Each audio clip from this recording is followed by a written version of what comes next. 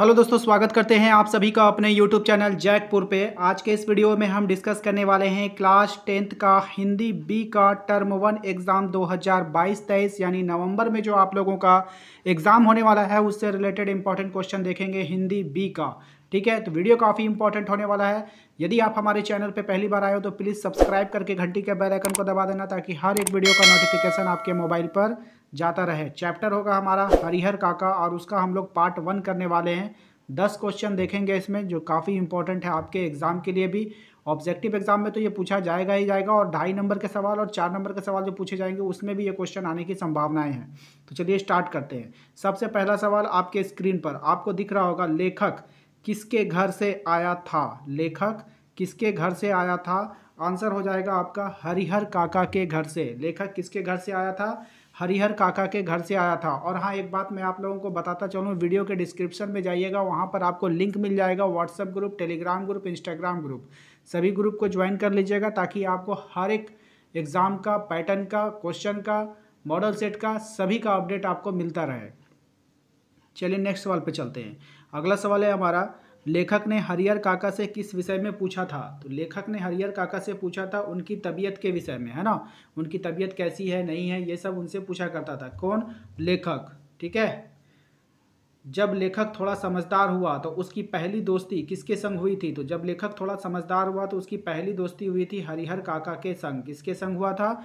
हरिहर काका के संग हुआ था। अब आपको पता चल गया होगा कि लेखक और हरिहर काका के बीच कैसा संबंध है। तो लेखक और हरिहर काका जो है वो एक दूसरे के क्या हैं? मित्र हैं, एक दूसरे के दोस्त हैं। ठीक है, इसलिए वो उनका हालचाल लिया करते थे।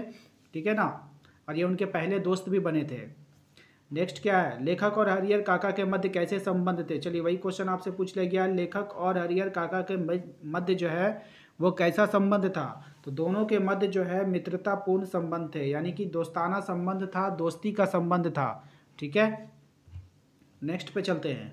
अगला सवाल है हमारा, लेखक हरिहर काका की किस बात से चिंतित होता है? लेखक जो है वो हरिहर काका के किस बात से चिंतित होता है? तो आंसर में लिख लीजिएगा इसका, हरिहर काका अब पहले की तरह कोई बात नहीं करते हैं, केवल मौन धारण किए रहते हैं। ठीक है, लेखक हरिहर काका की किस बात से चिंतित होता है? तो हरिहर काका अब पहले की तरह बात नहीं करते हैं, केवल मौन धारण किए रहते हैं। ठीक है, इसको याद कर लीजिएगा। लेखक का गांव कहाँ था? तो लेखक का गांव कस्बाई शहर आरा से लगभग 40 किलोमीटर दूर स्थित था। तो यहाँ पे आपका एक दो क्वेश्चन ऑब्जेक्टिव में वो बनाकर पूछ सकता है कि लेखक का गांव कहाँ था, या तो सिर्फ आपको आरा दे देगा, ठीक है, या नहीं तो 40 किलोमीटर दूर स्थित था, ये पूछ सकता है कितनी दूरी पे था। तो आप जो है इस आंसर को अच्छे से याद कर लेना। ठीक है, यहाँ से 2-3 क्वेश्चन निकाल के वो पूछ सकता है। अगला सवाल है हमारा कि लेखक के गाँव के पास कौन सा स्टैंड पड़ता था? जैसे हम लोग के गाँव के पास कोई बस स्टैंड वगैरह होता है ना, तो वहाँ का नाम क्या था उस जगह का? तो हसना बाजार, हसना बाजार, ठीक है, स्टैंड पड़ता था। कौन सा स्टैंड? हसना बाजार स्टैंड पड़ता था। ठीक है, याद रखना। लेखक के गांव की कुल आबादी कितनी थी? तो लेखक के गांव की जो कुल आबादी थी वो लगभग 2.5 से 3 हज़ार की आबादी थी, है ना। लेखक के गांव की जो आबादी थी वो लगभग 2.5 से 3 हज़ार की आबादी थी। नेक्स्ट सवाल है, गांव के लोग ठाकुर बाड़ी किसे कहते थे? तो गांव के लोग ठाकुर बाड़ी किसे कहते थे? गांव में पूर्व में स्थित ठाकुर जी के विशाल मंदिर को, है ना।